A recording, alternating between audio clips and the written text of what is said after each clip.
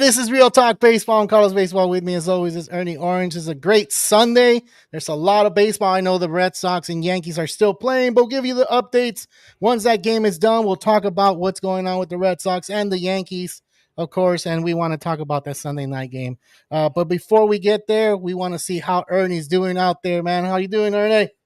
Hey, we're doing great, man. It's a beautiful Sunday here in LA. We're enjoying this nice, beautiful weather. I went to the Angel Mariner game today. It was pretty nice and hot, sunny baseball day to go out to a baseball stadium. But we had a great time, man. George Kirby lit the Angels up with 14 strikeouts. It was an impressive outing from him. We'll talk more later in the show about him, but it was a great time, and it's always great to be at a ballpark and eating some delicious food. Dude, did you get some shade, or you were in the sun all day? Well, we got shade after the second inning, so we got pretty lucky. I made sure to always buy shaded tickets, and when I go to a day game, it's hard to sit 9 innings in the sun. So, hell yeah, it is. Got to give props to the fans. They stuck through it all, and I mean, they were still cheering in the 9th inning, hoping Mike Trout and Andre Munoz final at bat was definitely clutch. Got to give props to an Angel fan that was dressed as an Angel persona with a costume, all dressed in white, giving the Angels some type of hope, but we fell short. Dude, well, it's always good to go to a game, and even if your team loses, it's still good. You get those good vibes. You get to smell the grass. Get to smell the wet dirt. Oh man, that's just amazing, dude. It really is. All right, let's get through the topics today. So, are the Dodgers in trouble? They have 14 players in the IL, and they're not just 14 players; they're 14 pitchers. So that's pretty crazy. And it's Brian Snitker on the hot seat. That's one of the main topics that we're going to be talking about because the Braves are not playing that good baseball. And then Jarren Duran trade, we've been hearing rumors with the Padres, but we have other teams that have a better potential for that trade. But we'll see what happens because the Yankees and the Red Sox are still playing. So once that series is over, we'll talk about that. And then Harper to the IL, dude. That's a crazy one to me. He has inflammation in his wrist, and they're 1-9 in their last 10. So that's kind of crazy. And George Kirby, of course, 14 strikeouts. And we'll talk a little bit about the Mariners. And we'll want to see what you saw in the stadium, Ernie, because that was amazing, dude. So definitely something we need to talk about. But first, let's talk about the Dodgers, man. Are the Dodgers in trouble? Do you feel like they're in trouble? You know, we may start talking about how early it is to already say they're in trouble. Obviously, they're still in first place right now. But it is definitely a big concern if you're a Dodger fan right now. This cannot continue to happen a second year and expect to win another World Series with the amount of injuries. You just mentioned 14 pitchers out. Your top players that you paid the most big bucks are out with injury. You know, talking about Blake Snell, Tyler Glasnow. You're expecting huge things from these guys this year. And I'm really concerned if I'm a Dodger fan right now because I'm asking myself, there's no way we're going to continue to stay in first place with having Kershaw as our main guy, Robleski and Landon Knack as our main guys. There's just no way, Carlos. I know, right? I know you're a Dodger fan. Are you having some type of concern? I am, dude. I am because they went and got Tyler Glasnow, of course. And, you know, we were happy that Tony Gonsolin was coming back. And he's heading into the 15 IL. So we don't know if he's going to have Tommy John surgery again because he had an elbow inflammation or elbow pain after his start. So then you're kind of wondering what's going on. And then you had the rookie sensation, Roki Sasaki, go down. He is expected to come back at the end of June, but is he going to come back throwing 103 or 102 mile per hour fastball? Or is he going to come back throwing that 96 mile per hour fastball, which everybody's talking about and saying that that's a problem. Why? Because they told him 2 years ago that he should have Tommy John surgery. So that's a concern. Now, another thing is that when you talk about Blake Snell, he has been throwing. He's going to throw in San Diego coming up. I guess he's throwing on Tuesday. He's going to have a bullpen session.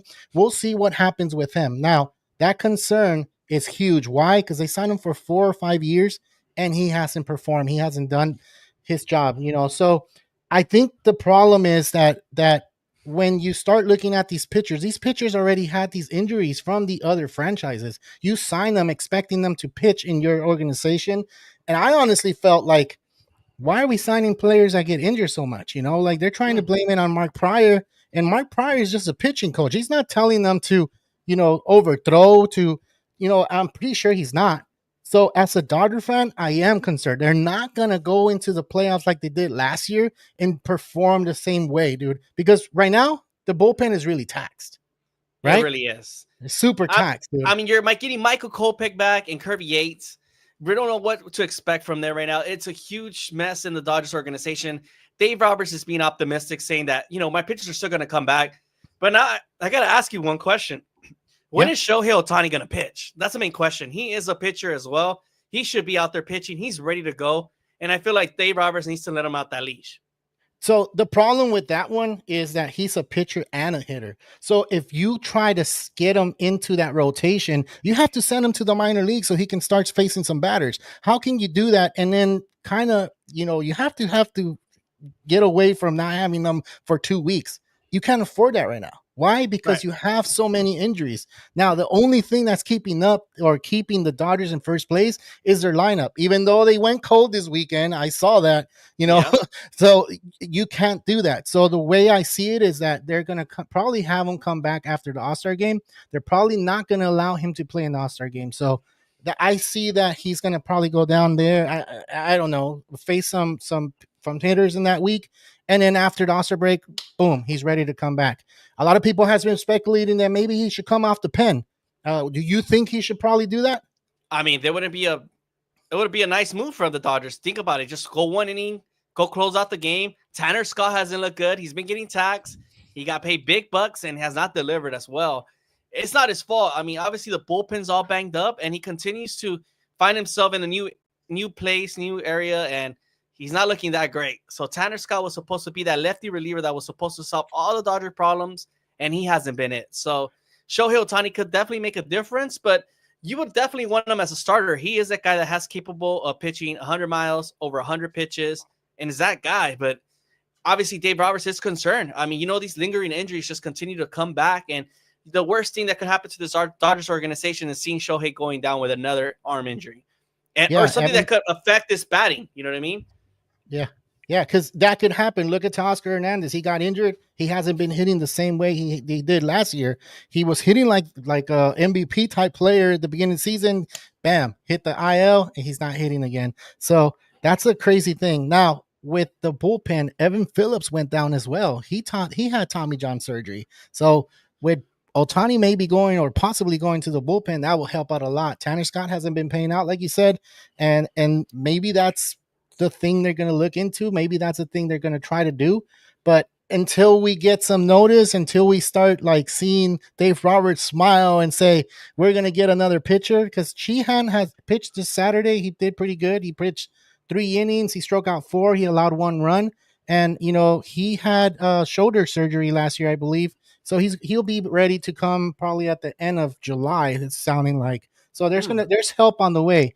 But the one that they're waiting for is Blake Snell, because they really need that left-hander pitcher to be part of that rotation, which they don't have right now. Only Kershaw, but Kershaw is only going to give you 4 or 5 innings. He's not Kershaw from, the early 2000s. I mean, the early 2010s, so we're not getting that Kershaw anymore. So, I mean, it is a huge concern, Carlos. It is a huge concern. And definitely the Dodgers have to look into the strength and conditioning coach, Mark Pryor. They're going to have to blame somebody. Yeah. Unfortunately, that's the part of the game.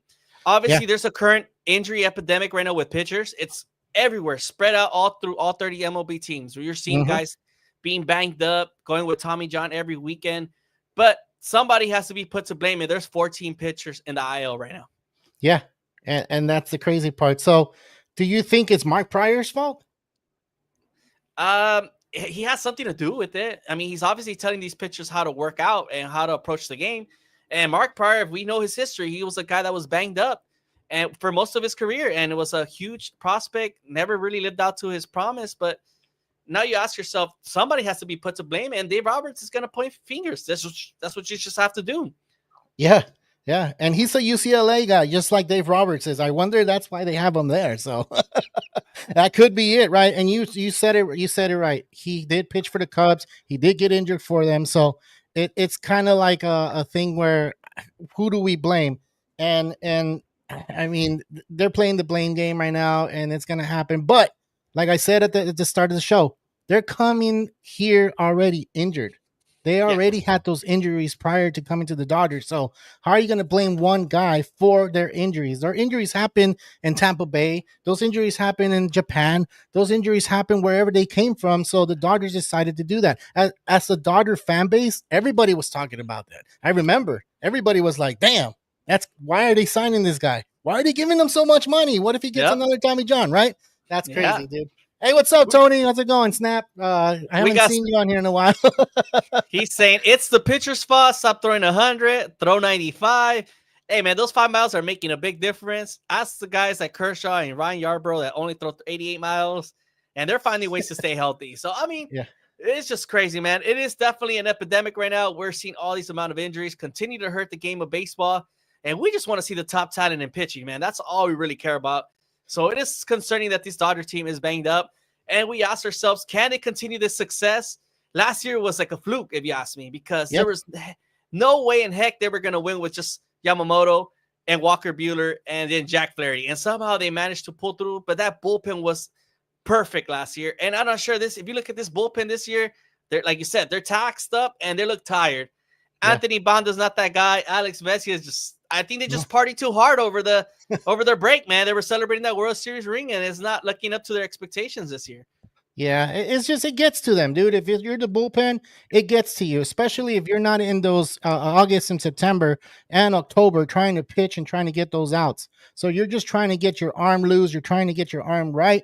And right now it's too early for this bullpen to be taxed this, I'm going to say early again, this early. It is. I mean, it's really technically early. Yeah. Yeah, it's too early for all that. So if things change for them, good. But if it doesn't, they are in trouble. They're going to be in trouble, dude. If we don't get either a Blake Snell or someone to come and help them out, there's trades that can happen, and we'll talk about that as well. But let's go ahead and go into the next topic. And the Yankees and Red Sox is still not over. It's the bottom of the ninth. Red Sox are leading 11-5. So once that's over, we'll talk about the other topic. But let's move on to the next topic, man. Brian Snitker, dude. He hasn't been up to where he needs to be, I think. A lot of people have been saying and seeing on videos that he's been falling asleep in a dugout, and that's not good, dude. Do you think this man is in the hot seat right now? I mean, he definitely has to be in the hot seat, Carlos. I mean, he's been with the team as a manager since 2016.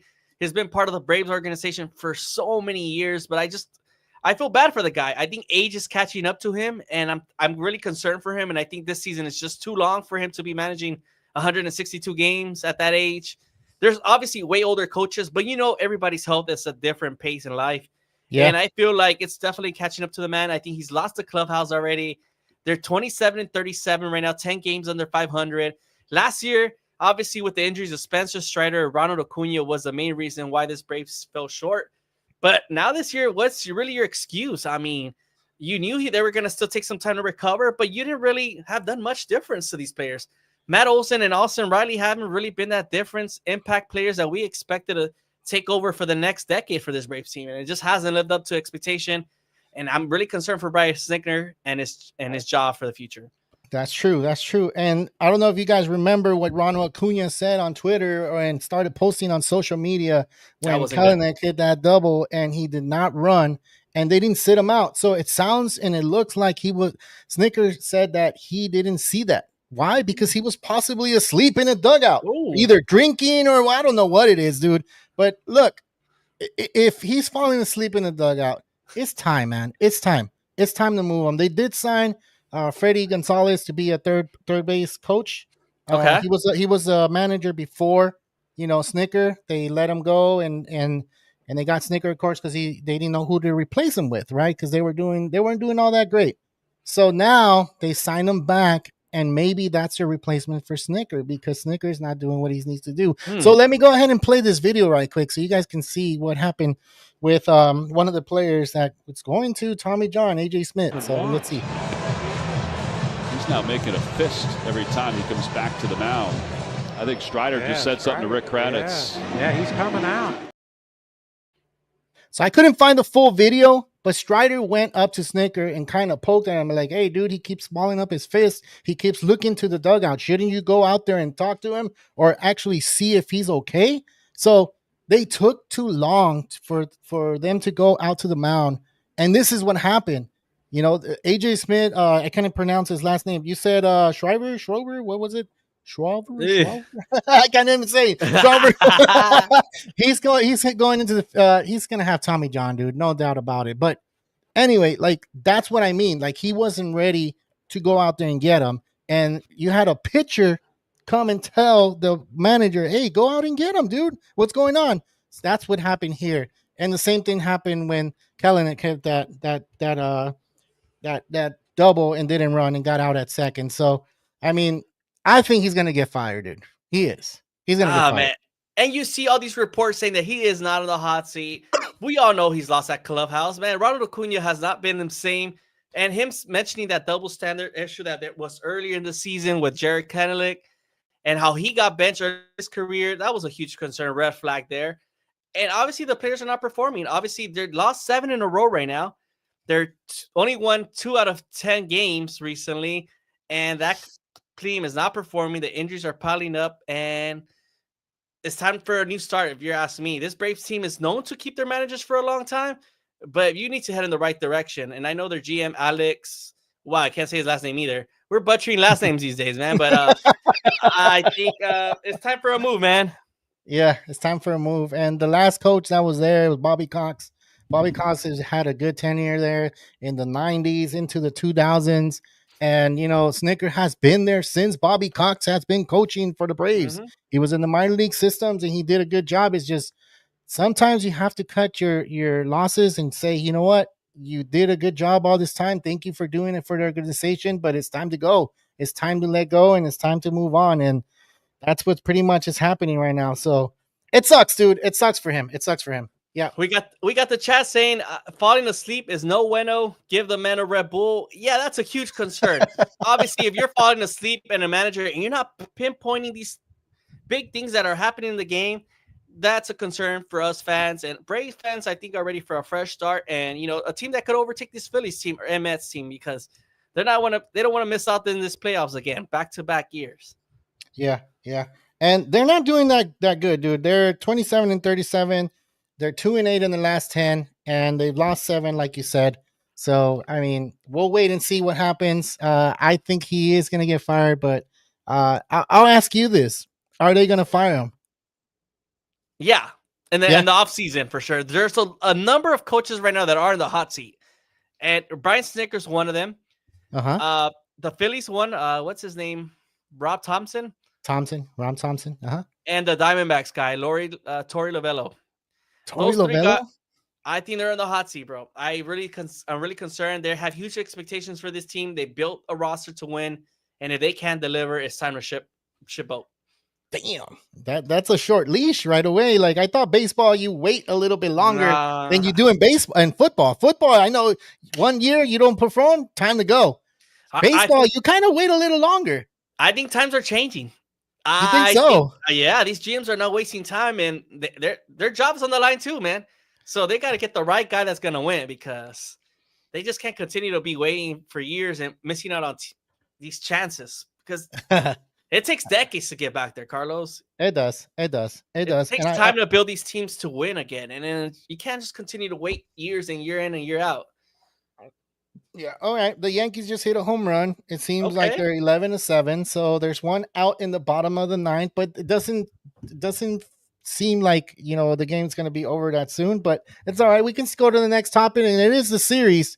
It is the Red Sox and Yankees series that we're going to talk about.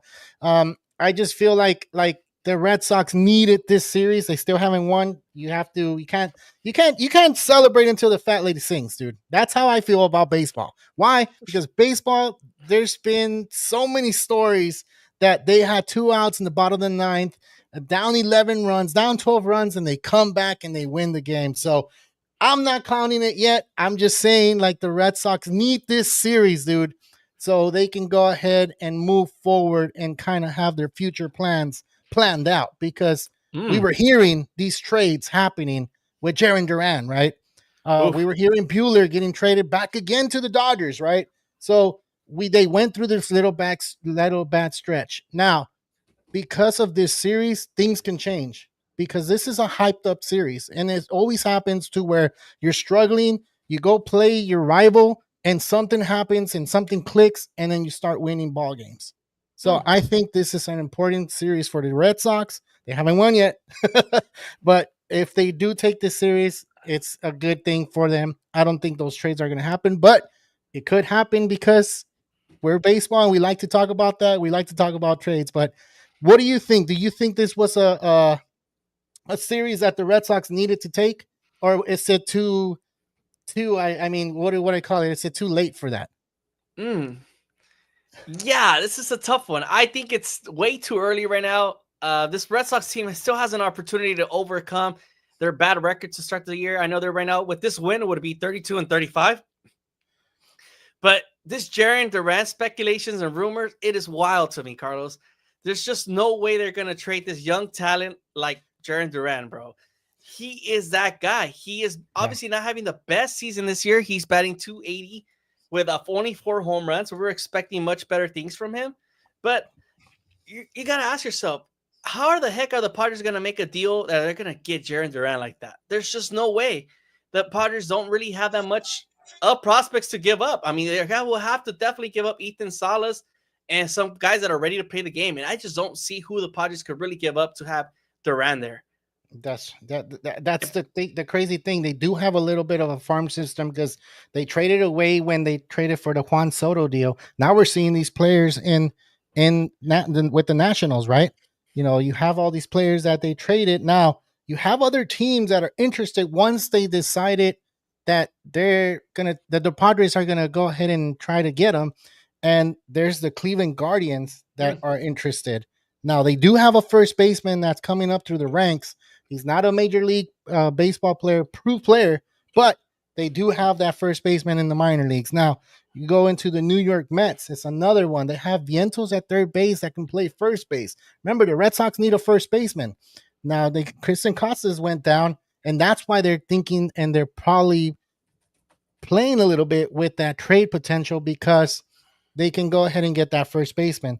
Now you're talking about the Giants where they have money. They can go ahead and trade prospects to get him there and then pay him that money that he wants for the future, of course. Now they have player contract. What is it? Player.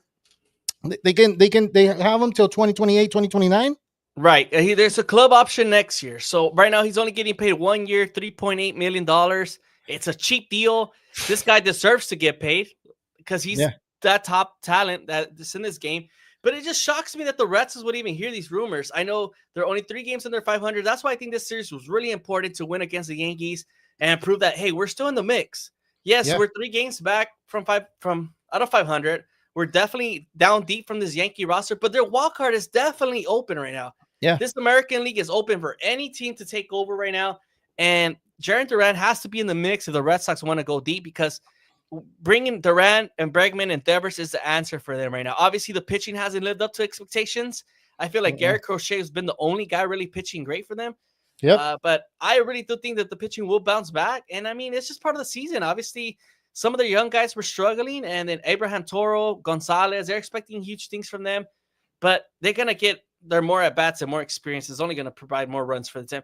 And you saw with this Yankee rotation, they fought back and they scored a lot of runs this weekend. And it's way too early to start thinking about trading Jarren Duran and giving them up to the Padres. And no way you're going to do that and affect your franchise down the road.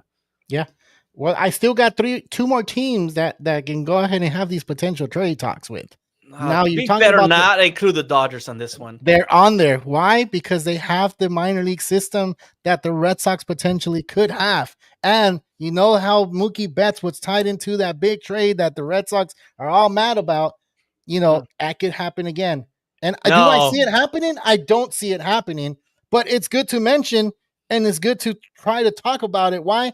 Because the Dodgers do have the minor league system to go ahead and trade to the Red Sox. Now, the other team that's on there, and it's not really mentioned that they should probably think about, is the Phillies, dude. The Phillies have a potential minor league system or minor league players that the Red Sox want.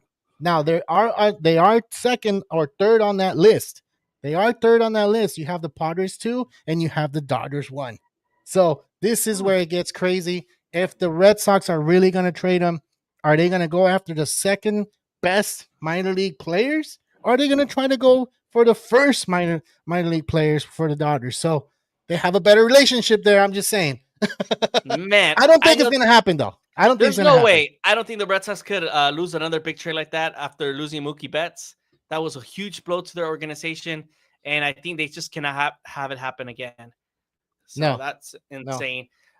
No, but I don't think Jarren Duran's a special player. I know he's from SoCal, and he would fit in right with the Padres, right? And imagine that tandem: Tatis, Jackson Merrill, and Jarren Duran in the outfield. That would be like the nastiest lineup for the future. And man, I just, it amazes me that the Padres even thought about it. And it just tells me they're willing to do anything. AJ Preller always pulls something out of his sleeve to make it happen. But man, I just don't see the Red Sox making a trade yet.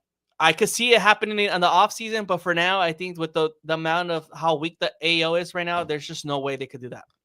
Dude, if AJ Preller says it, he's saying what he's going to do. Because he said it with the Juan Soto. I remember him saying that, you know what, we want Juan Soto.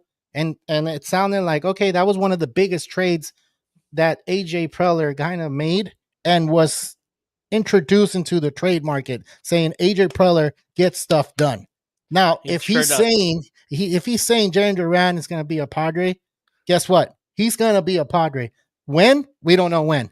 But he delivers. It's gonna be one of those things where the Red Sox fans are gonna be disappointed and mad again because he is him. He is the guy. He's the guy that's out there making plays, getting hits, stealing home. Not a lot of players do that. And so imagine that outfield. That outfield will be crazy. And you just said it, dude. That outfield, I think, will be number one in all of MLB. I think. Right? And I got to ask you this. Now, the question is, after this season, and with the Red Sox having the club option, they have that option. Do you really want to have a long-term contract with this kid? Or do you ask him, hey, what would you rather do? Do you really want to be with the Red Sox, knowing the fact that he's had some mental health issues? I think they would want to sit with him and talk to him and realize, what do you want for your future? Because at the end of the day, I think the Red Sox are going to respect him and give him what he wants. Right? Given the fact that he's gone through so much in his life and the way he expressed it on the Netflix special, I think if Jarren Duran does want to go to San Diego, then they will make the trade happen. Yeah. And you know what? That's a conversation they should be having. I'm pretty sure they always have these conversations with these players. They go out to them and they tell them, look, we see you in the future. We want you here. You're a big time player. Now we're trying to build a dynasty out here in Boston, because it's not like no team is trying to build a dynasty. Every team out here in the MLB is trying to build a dynasty. Every team is trying to build something that they can go out and compete. Now, if Jarren Duran leaves, it'll be like the Mookie Betts trade all over again. So really bad. Yeah, it's a bad thing. So yeah, he wants to be there, I'm pretty sure. If the Red Sox feel like he doesn't, then they'll go ahead and trade him and get those prospects and get their team going with other players. But like I said, I don't see it happening this year. I think this series is determining the Red Sox where they're at. Now, they do need pitching.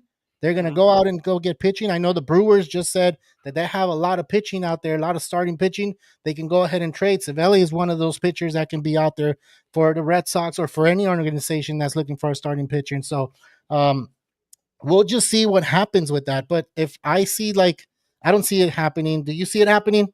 We'll just I mean, I do see it happening in the offseason. I really do. If Jarren Duran doesn't get the money he wants, and if he's not feeling Boston a little bit, why not go back to your hometown? I mean, obviously he's from Orange County area, but San Diego is just close by, and he would just fit in just right in with Machado and Tatis and Merrill. Man, that would be the perfect lineup.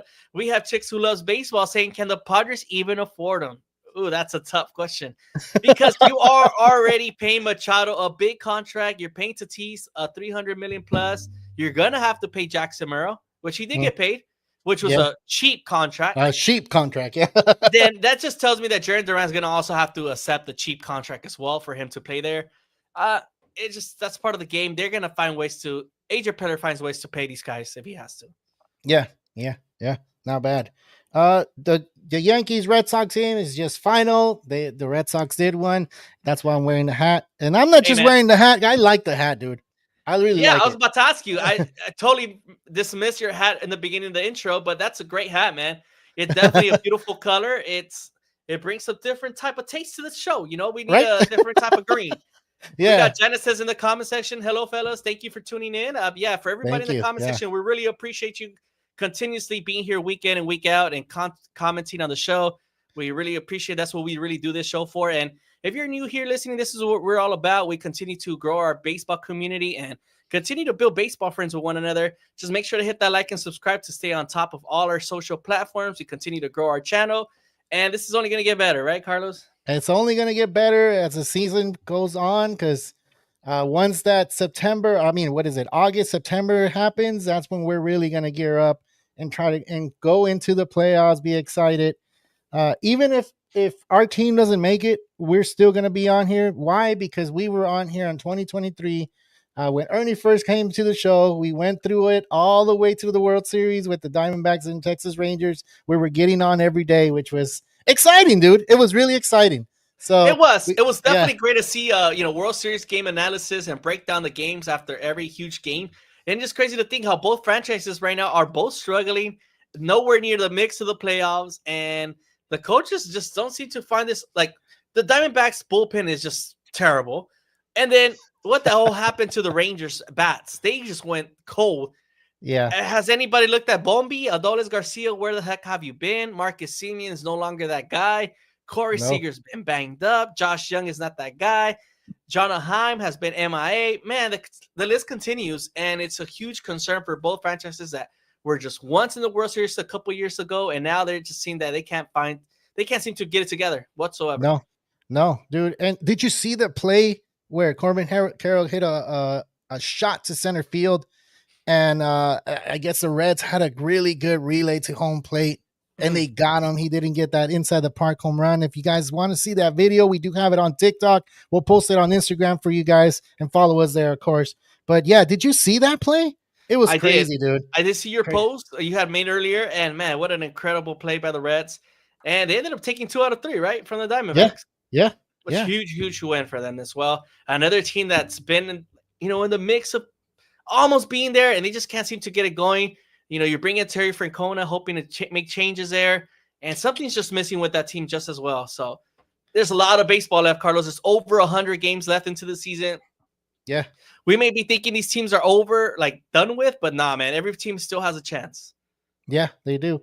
I know the Reds are playing 500 baseball. That could change. And some of these teams are getting hot, getting cold. There's no team that has taken off yet. So once we see that, I think we'll see that after the All-Star break in July.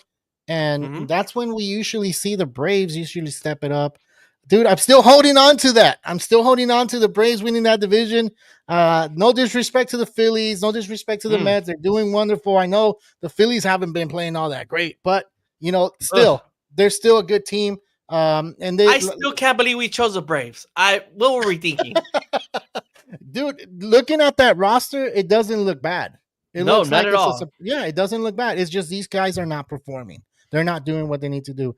But let's go to the next topic. And of course, we want to talk about the Phillies, since I did bring them up right now. And the thing with the Phillies is that Bryce Harper is heading to the IL and has no timetable of returning back.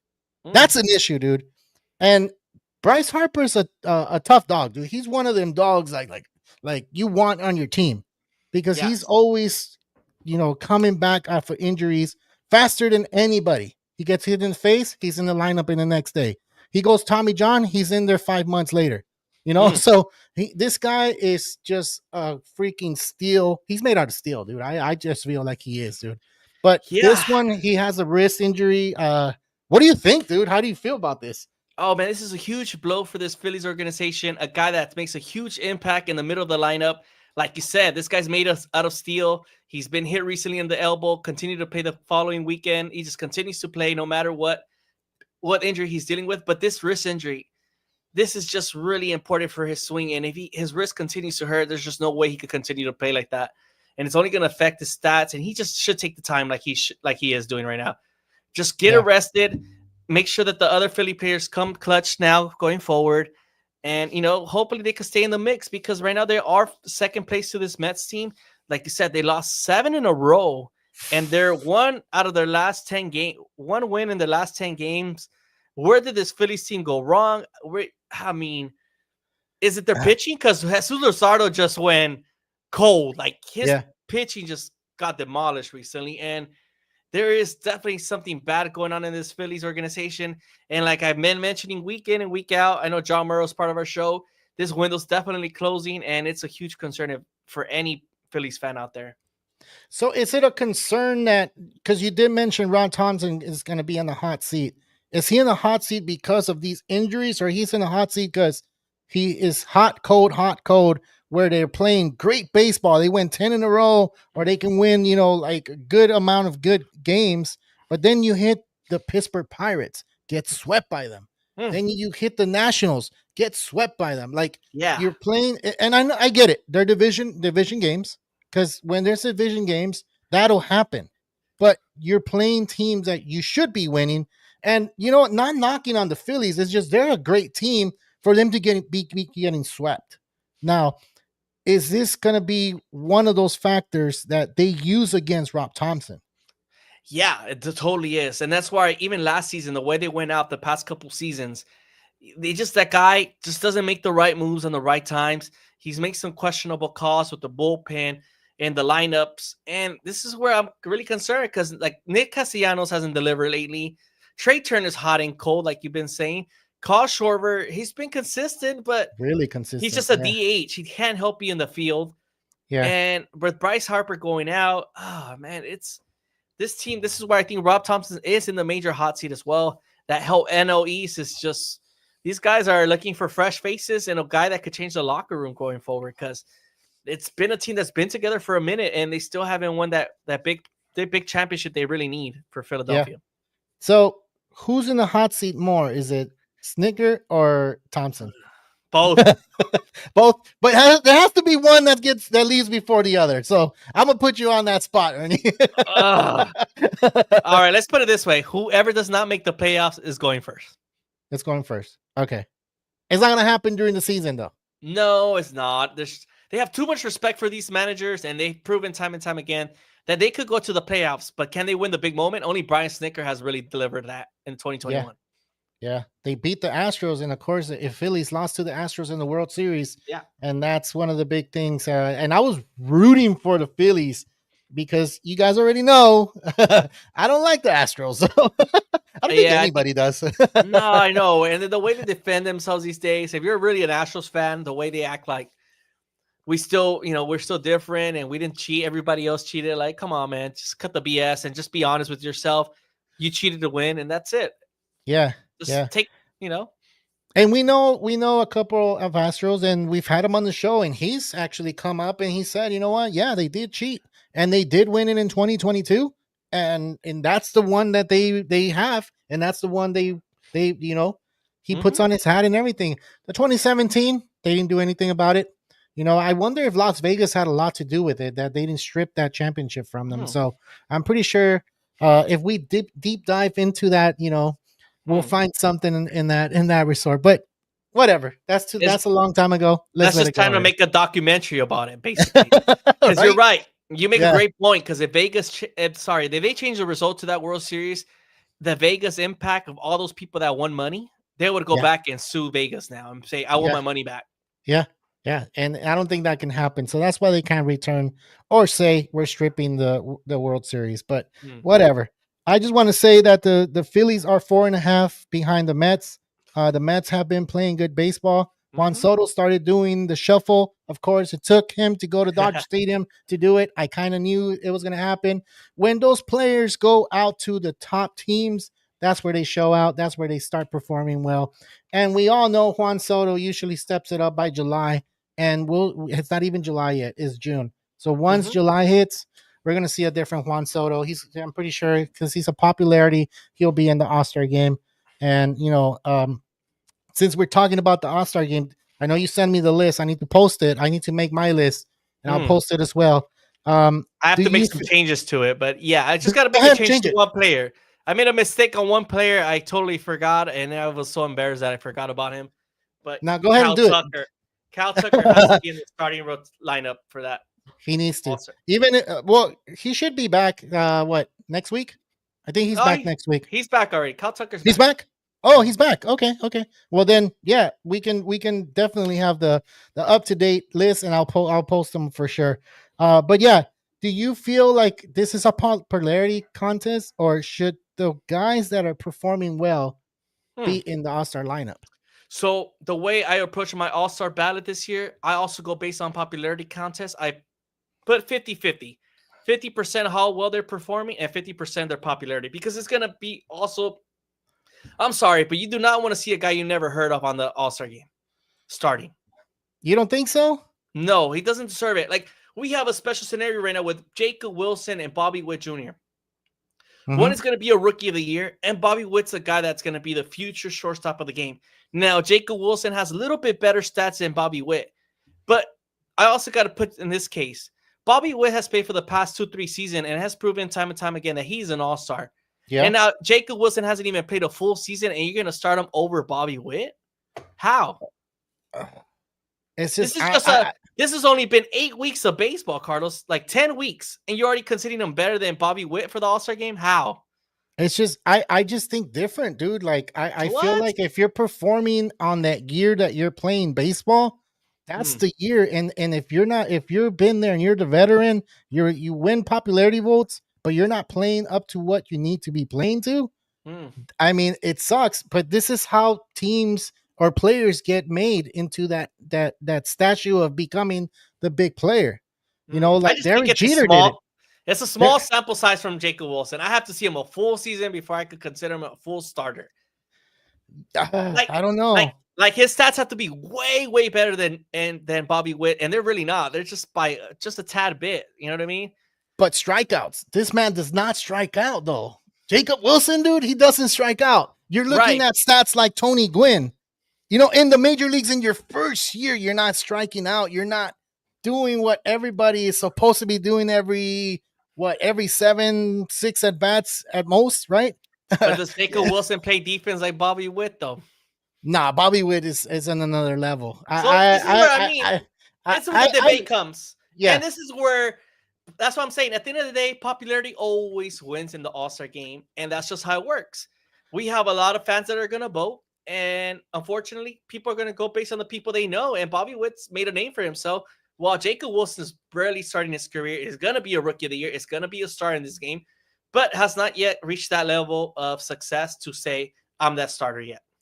What if he makes some crazy plays like Bobby Witt Jr. did just this last week, where he dove for a ball and threw him, you know, he caught it in the air, and then he went to his backhand, threw 93 mile per hour across the diamond to first base. I get it. I love shortstops. I love talking about shortstop. Bobby Witt Jr., I have no, I don't know if there's any other shortstop that can compete with him at short and defensive playing.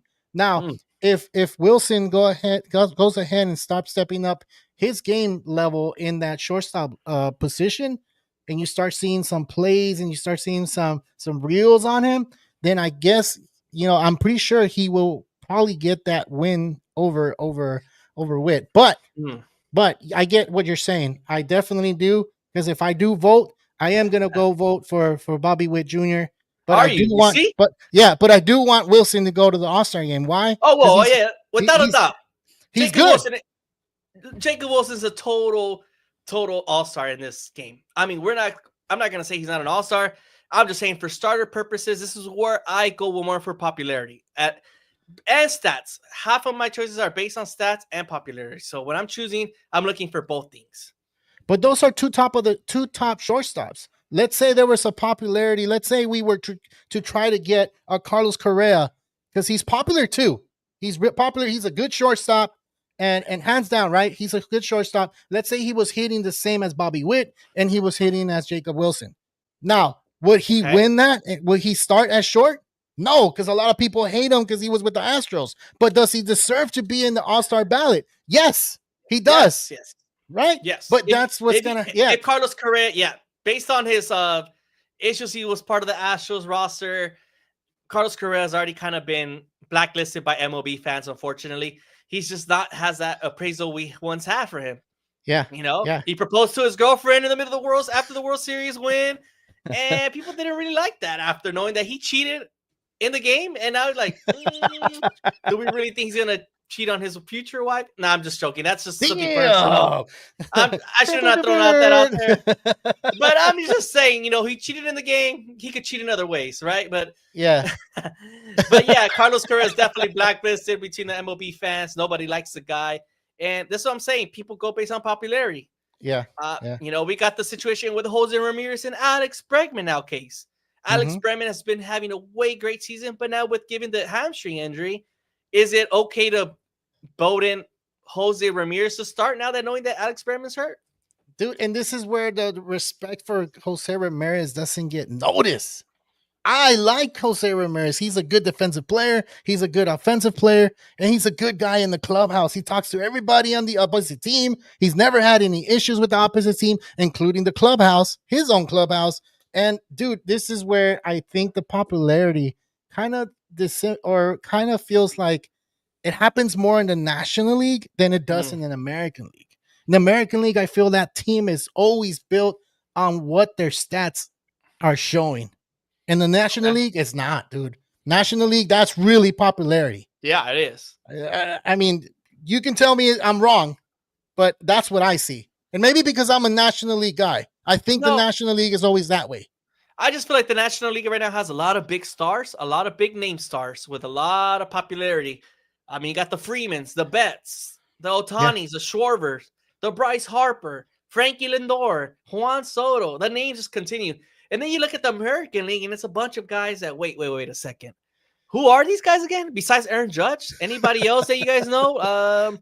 Like for my outfielders, I have Judge paired up with Kerry Carpenter and Riley Green as my starters. And I think they're much deserving guys that have been playing really great baseball. And this is why the main reason why the Tigers are the best team in the game right now. And it's not being talked about. So do you think Riley Green is really that popular though?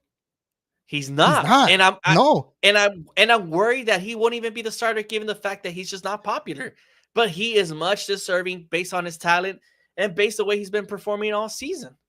Yeah, because look, he has the stats to prove it. He does. Now, you go to the National League. Who do you have out there? Acuna just came back. I'm pretty sure he's up there on the list. And then you have Tatis. He's doing good. He's an MVP candidate this year, right? I know his last 15 games, he's kind of slowed down, but he will pick it back up. Now, you go into the next side, dude. Who is playing left field for you? You putting Teoscar Hernandez out there because he's popular? He doesn't deserve it, dude. He doesn't deserve it. There's other outfielders that there should be out there, dude. And this is where I feel like the American League had only won because they picked the right players. National League doesn't. They don't. Yeah. And it sucks. It sucks because we should be seeing the talent, not the popularity. But, it happens, right? I mean, we got some great debates this year. You're talking about the National League. Like, who are you going to put, Corbin Carroll or PCA? And I will put PCA, dude. But Corbin Carroll is doing really good, too. Like, now, that's the thing. You have popularity. Why? I went with the guy that's popular right now. He's really popular for the Chicago Cubs. Yeah, and he's in a big market. I think that's what helps PCA.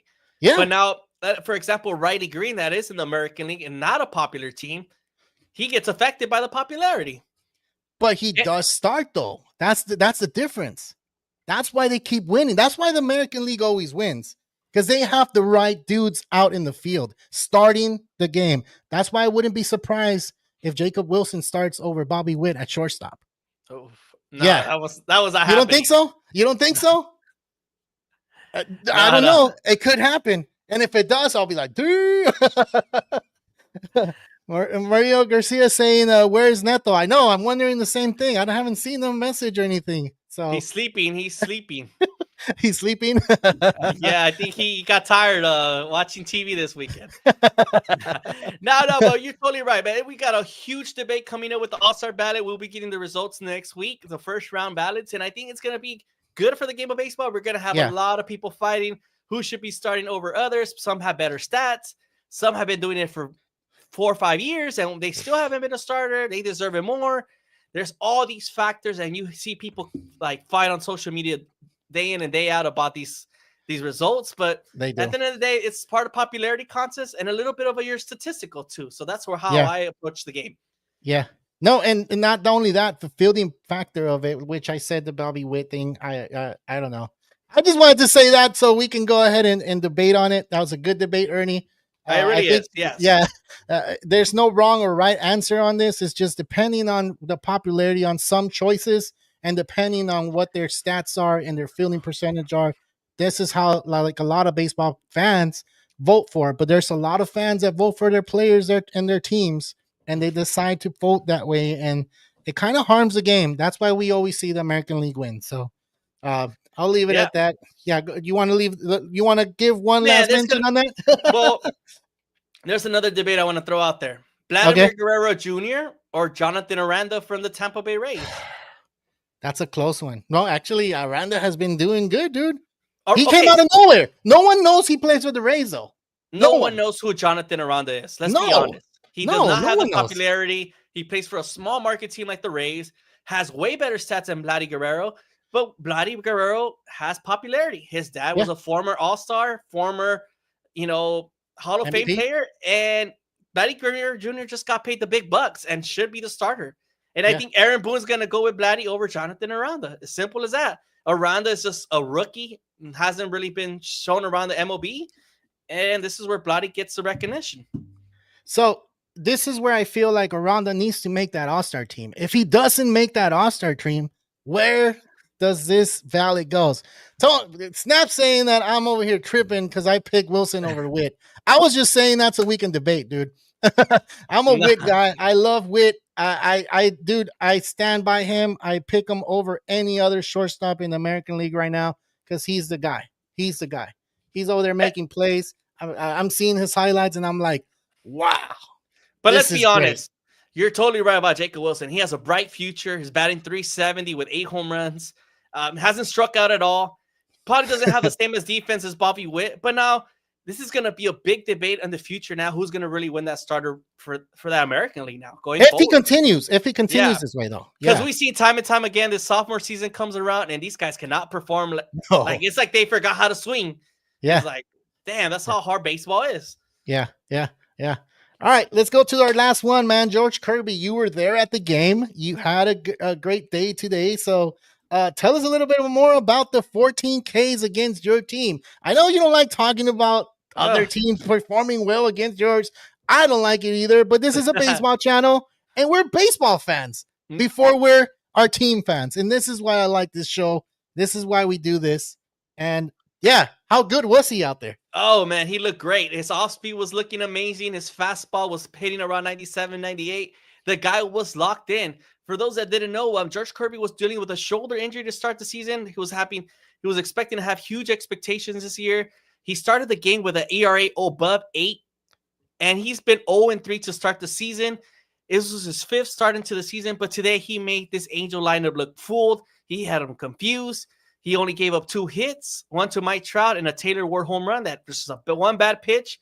But other than that, he was striking guys left and right, 14 Ks. He looked promising. This Mariners team continues to show why they have one of the deepest rotations in the game. And with George Kirby looking this great after his 5th start and coming back from injury, this Mariners team has a potential to still win this division, even though they've been having a little bit of hiccup this past couple of weeks. And they fall into 2nd place to this Astros team now. So can they bounce back? But with George Kirby showing that dominance and then Andres Munoz closing out the game with a 100-mile fastball, this team is scary with their pitching. And Munoz just came out. He just gave up his first 2 runs not too long ago. He went 27 or 31 games without allowing a run. That's amazing, dude. That's amazing to start the season. That's amazing. Now you're talking about George Kirby coming back, and he's doing what that everybody thought he was going to be doing. Of course, he had shoulder problem, like you just said. But are they going to be able to overcome the Astros? Do I see that coming? I didn't pick the Mariners to win the division. I picked the Astros because the Astros are always going to Astro, and they're always going to play good baseball. It makes no sense. As much as people hate it, they're still a good team. They're really good, So I do see them possibly making a run for it. Even try to become the first wild card team. But do I see them win the division? I don't see it yet, dude. They're hitting for me. They're hitting I know Riley has 25 home runs. He's leading the MLB, right? Yes. So I don't know, man. You did text me when you were out there, and you said, "Damn, the Mariners are going to beat the Angels, and George Kirby is just pitching lights out." And I did tell you it only takes one pitch, and that home run happened, dude. That home run happened. It did, but when it came to the clutchest moment, Mike Trout fell short again. It was one of the best matchups, and the Mariners' best pitcher against the Angels' best hitter, and Mike Trout fell short again. And this is where Angel fans are feeling desperate already. We have a star like Mike Trout, but he hasn't delivered in the most clutch moments now. And we're starting to ask ourselves, who's going to be the next guy that's going to take over for these big moments for this Angels roster? But you're right. The Mariners team continues to be up and down. The hitting continues to get hot and cold now. Randy Arozarena looked great today with 3 hits. Almost had 3 doubles today, but one just fell short to a single.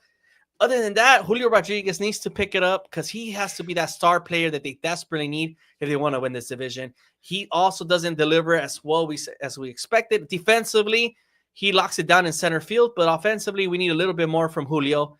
And this is where I'm concerned about this Mariner team. They could win the division. It's up for grabs because this Astro team does not have no type of pitching.